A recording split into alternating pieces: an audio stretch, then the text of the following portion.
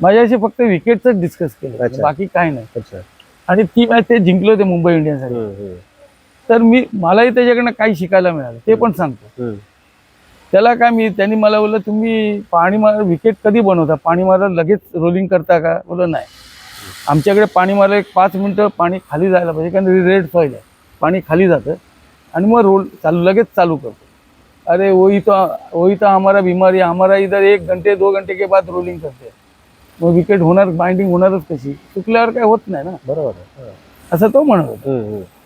नंतर त्याला मी विचारलं की एवढी चांगली माझी विकेट आहे, चांगला बॉल बॅटवर येतोय, तू 3 ओव्हर झाल्यावर जडेजाला कसा आणलास, काय म्हणून त्यांनी 2 विकेट काढल्या, हे विषयाच्या. तो बोलतो, सर बोलू, आता सांगतो, माझं हे सांगतो. तो बोलतो, मी जेव्हा किपिंगला उभा असतो तर सारखा हे प्रेस करत असतो, मॉइश्चर बघत असेल किती.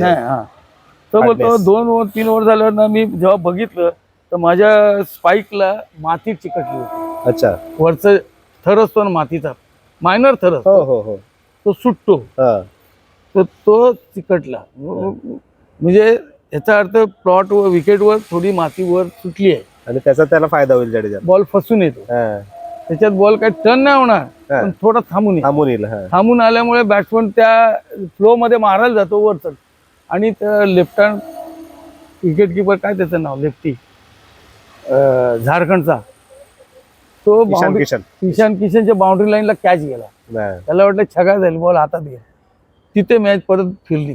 2 विकेट फटकन मिळालं त्याला. म्हणून त्याला MS धोनी म्हणून ओळखलं जातं. एक LBW